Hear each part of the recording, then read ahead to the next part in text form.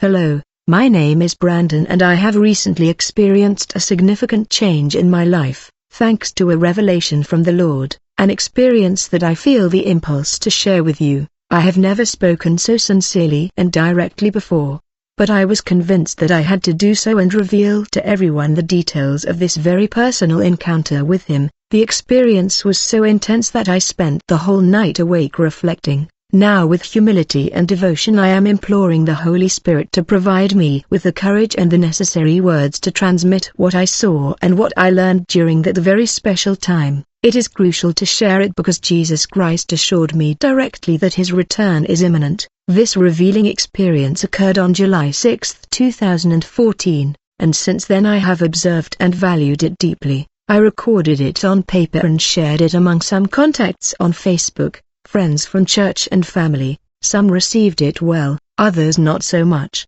But my role is simply to be the faithful bearer of this critical message that He entrusted to me. My purpose here is not to debate theologically or persuade anyone about the veracity of my experience. I am simply going to relate the facts as they occurred from the beginning to the end. It does not matter if you are a believer who expects the tribulation in the middle to the end or during the whole period. As I mentioned, my intention is not to argue or provoke intriguing comments about what I saw or what I felt. I am here to sincerely share what I witnessed and start from that point. So it all began when I sank into a deep sleep. I lay down like any other typical night with nothing unusual. I fell asleep immediately, and while I was in a deep sleep I was not sure if I was in my body or perhaps out of it. I really cannot pinpoint how it happened. The only thing I know for sure is that suddenly I was standing next to the Lord Jesus Christ, and He remained at my right side throughout that incredible experience. Gently,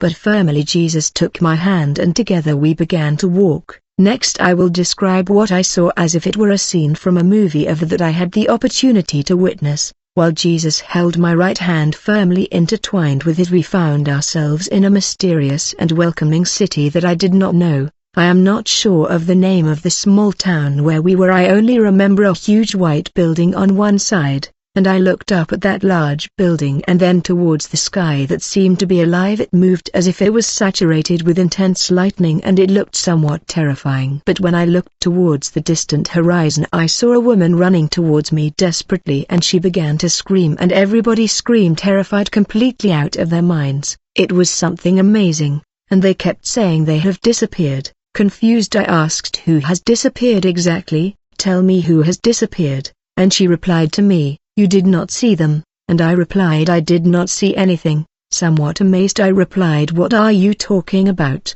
At that moment the lady who could not see Jesus by my side exclaimed with energy, the aliens came and took all the Christians. And I said, aliens, seriously? She said, definitely. The Christian have disappeared suddenly. They went up in that dramatic moment.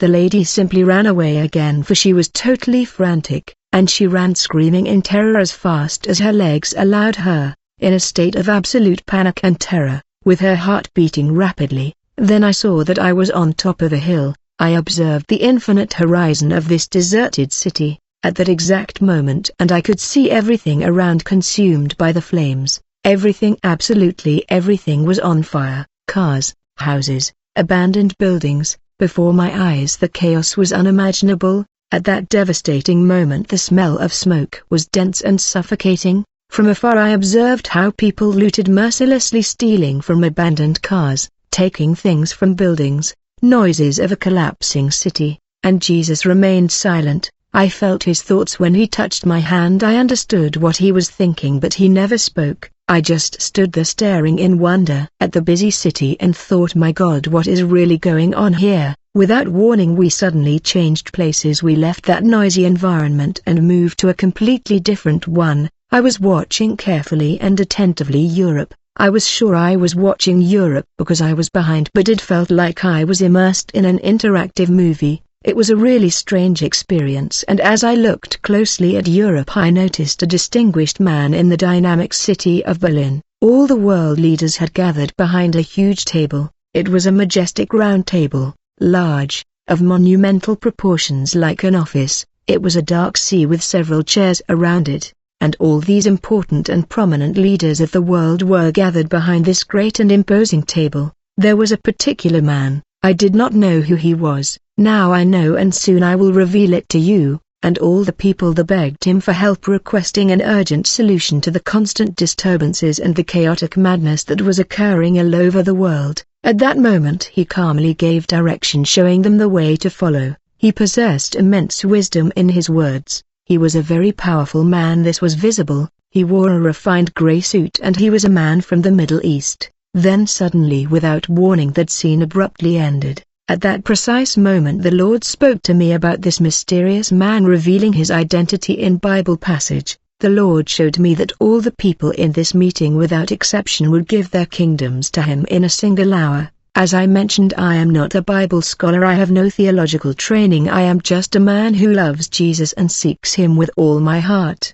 The next scene I see, it is shown on television on CNN and Fox. Everywhere in the world the man was on television and he was explaining to all the people of the world what happened to those who disappeared. He explained on television that they had been rebels led by their rebellion and punished. All these individuals were Christians and they were all being severely punished and taken away. Then he, without showing any emotion, simply explained that he was the new supreme leader of the world. I looked outside and watched in dismay. It was a gradual but inevitable process as he was taking power, and this I will not forget. It is something very personal. This is precisely what I felt at that moment. Every day in every corner of the world, people wake up with a sense of tranquility, a tranquility of which they are not aware. They go to bed with it and wake up with it again the next day. Even the greatest sinner carries within him a hidden peace that they do not perceive. But when the rapture happens and we are caught up, an absence of peace is experienced such as I have never felt in my life. This lack of peace was extended across the globe. I used to believe that the Spirit wholly residing in each Christian remains permanently when we sincerely invite him into our hearts, and that he continues with us during the rapture. However, I do not have a biblical basis to affirm this with certainty. I really do not know. The only thing I know is that in this apocalyptic world, in the vision there was no prayer. There is no true peace, there was no genuine joy, only total and overwhelming chaos reigns, and this man with his mere presence gives the impression of offering a fictitious peace when he appears on television.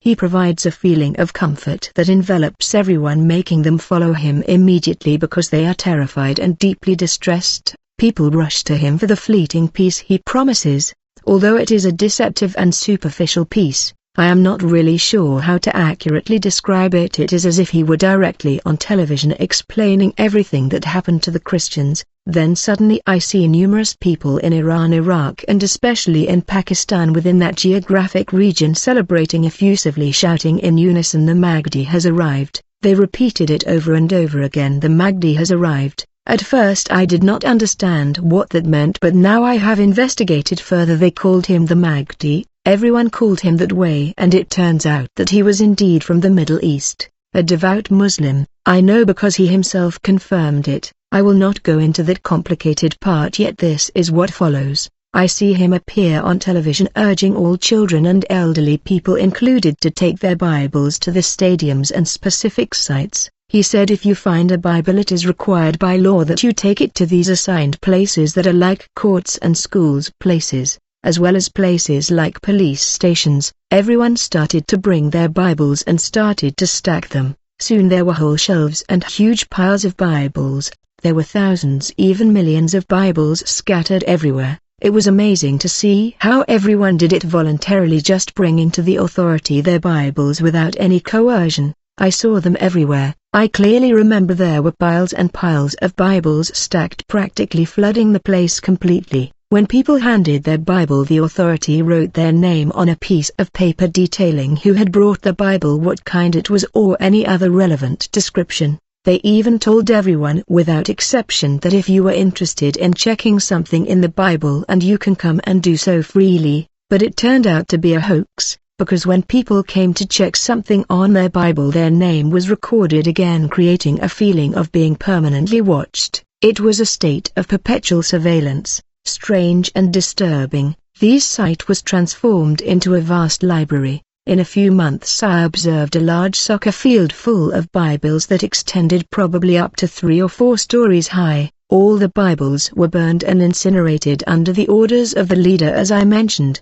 They poured gasoline and set these Bibles on fire. There was an enormous amount of smoke when these Bibles were consumed, and then I observed these new flags that he placed in each court. Flag of any country, whether it was the United States of America or European, were removed and replaced by his new green and white that was adorned with spectacular golden swords in the center.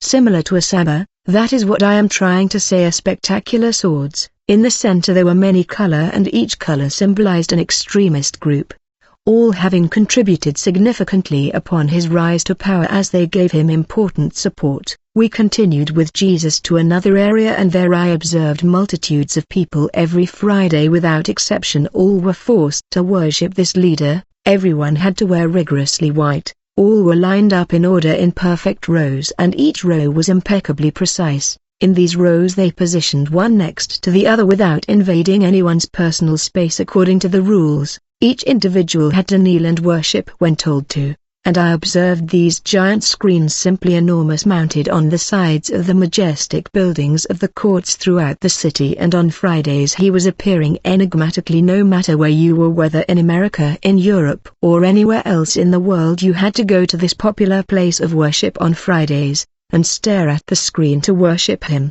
There was site of worship all over the world, in Rome and in my hometown where I reside. Well, after the broadcast ends and I observed the Christians who remained, I must tell you honestly what I saw with my own. Many of these Christians heard the message of grace that was proclaimed. Instead of being transformed in their inner man, they simply continued leading a compromising lifestyle. In fact, they lived exactly like the world, and finally they were left behind. Literally thousands of Christians who were left on earth.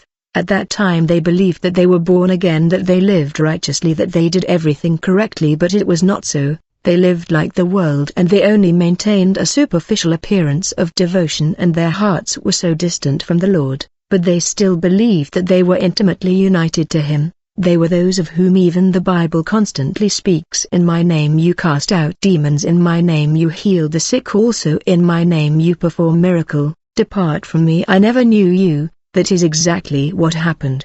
They were everywhere. There were literally fervent Christian people present everywhere, and I saw some pastors preaching that particular watered-down message of grace. These pastors were left here as punishment because they were preaching a lukewarm gospel, so they were left here, and these people who were left were tremendously angry. It was terrible, truly heartbreaking, and they were clearly in disagreement with their preachers who had preached them a lukewarm gospel, and they said, "You deceived us, you did not tell us the truth." While I was with Jesus, he continually pointed out to me, "Observe this and pay attention to this."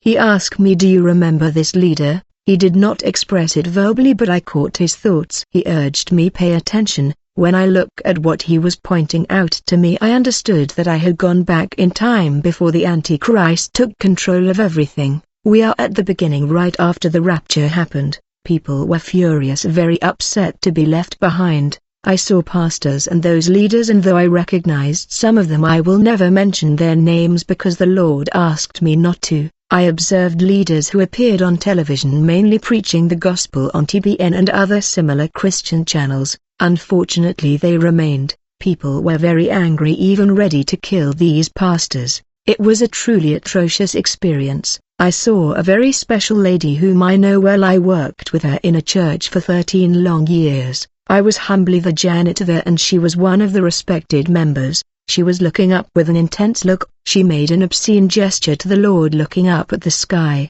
Then she uttered some extremely rude words. I observed people turning against God. They were angry also against innocent people.